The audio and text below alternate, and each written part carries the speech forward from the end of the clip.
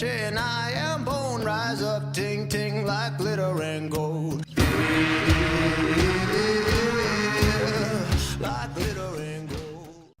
Hey guys, how's it going? Well, Drake back again with another video, and today I want to talk about the Chimera Prologue. It's another Prologue quest, which I'm actually okay with because they're full of story content, spoilers, and such. So, what happens is we find the man in the wall laughing at us, sitting on the pedestal wearing the Lotus's helm. And we touch it, which seems to be a recurring theme recently. But we are transported to Lua again, and this time we have to fight images, basically, of the Lotus, which the man in the wall has created. We know he can do this, obviously, because we've seen it in the Chains of Harrow. He does the same thing with the souls, I guess, the bodies of the Red Veil operatives. If the man in the wall is as omnipotent as he's supposed to be, I guess, as an embodiment, an avatar of the void, he knows exactly what has been going on recently. He knows that the Lotus has been deceiving us, and Ballas. And he's mocking us. That's why these phantoms have the appearance of Lotus, I guess. The helmet. So, he then takes us to a scene that is back in time, almost. He shows us where Ballas takes Lotus away, which we've seen before in the previous prologue. But the point is that they show that scene to emphasize, to highlight that this is a continuation. You go through the same portal. So this is actually where Ballas took the Lotus. Our Lotus, before, everything. But this is interesting because seemingly, through all the dialogue in the Natar, the Sacrifice, and the second Dream quests, we know that Hunho and Ballas were basically in league together. They were, coming about the downfall of the Orokin Empire. But Hunho and Natar are not on the same page here. In fact, Hunho was pissed. It seemed to be a plan that he would actually be destroyed, effectively, be brought low over the seas of Uranus, meaning he would be able to dwell under the water and plot his revenge, or whatever he was doing under there. But Natar was devising her own plan, seemingly, with her mother and Ballas.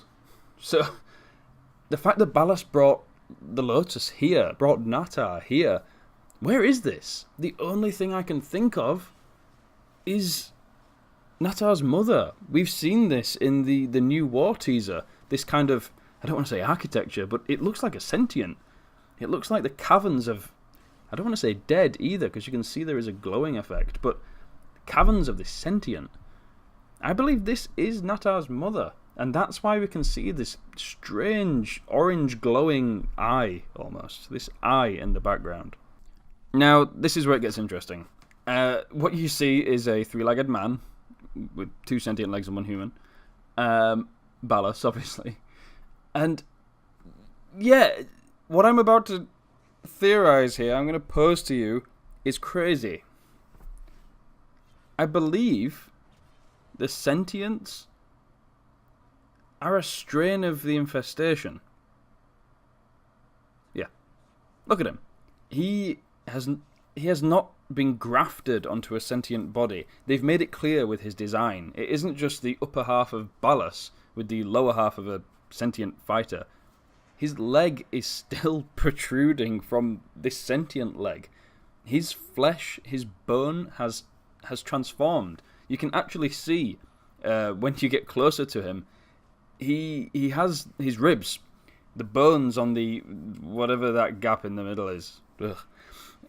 He has his bones in the upper half, and they turn into these legs, and his real leg is just flailing around. Oh dear God, that design is horrific, in the best way.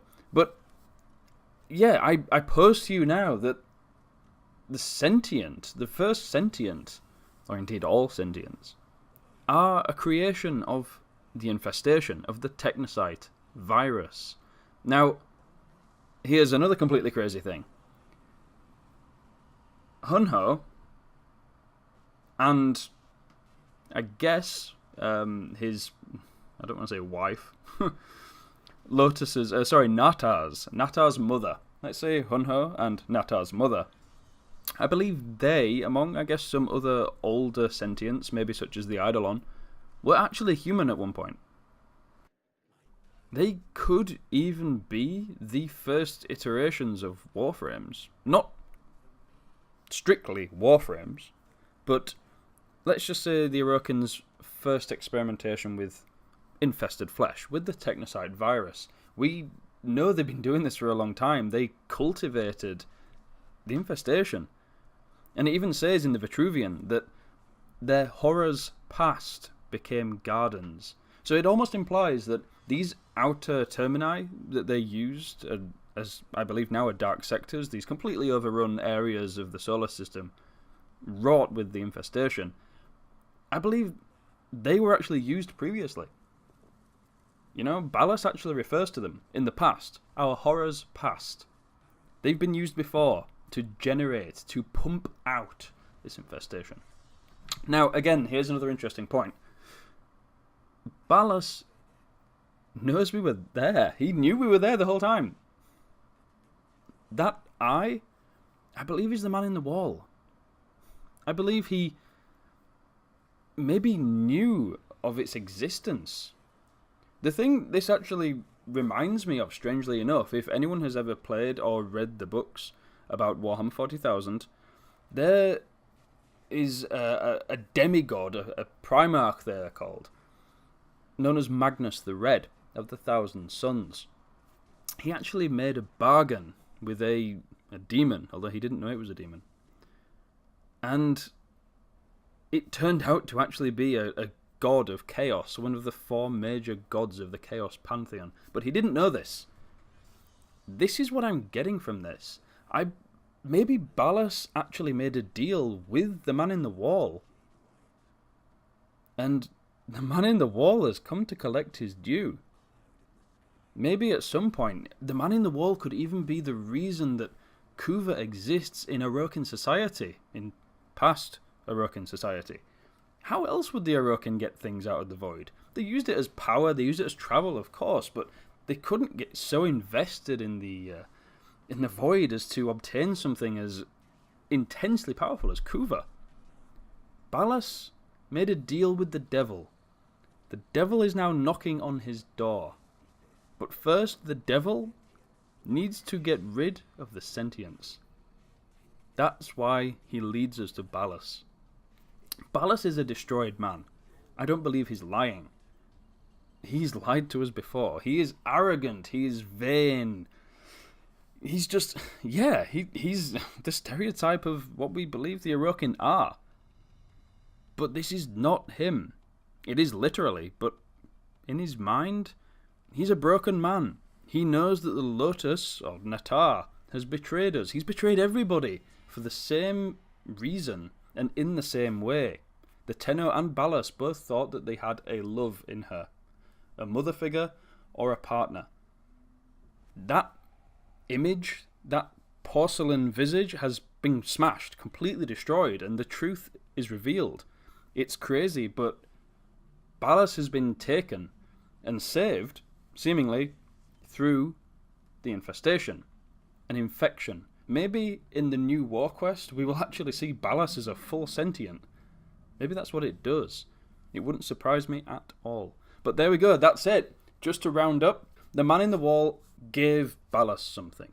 He gave the Orokin something. He's come back now to collect on that debt. But at the same time, he needs the Sentients out of the picture. And to do that, he takes us to Balas, who has, for whatever reason, the Sentient Slayer. Which we know he had before, we just didn't know it was such a special sword. By the way, DE, if you are watching this, which I doubt you are, we want that sheath. That sheath is awesome. Please give us that. I'll even pay a plat for that. Holy crap, that's cool.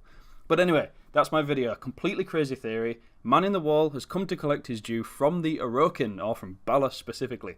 Balas is a broken man. He is telling us the truth for once. He is assisting us because the Sentients, they're poised to wipe out the galaxy. Margulis is still in her helmet, of course. Nata is a genocidal maniac along with her mother. Sounds like my ex-girlfriend. And yeah, so we are on the road to slaying Nata.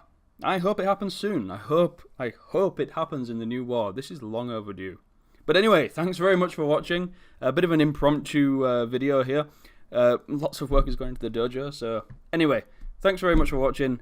Hope you've enjoyed it. I'll see you next time. Bye-bye.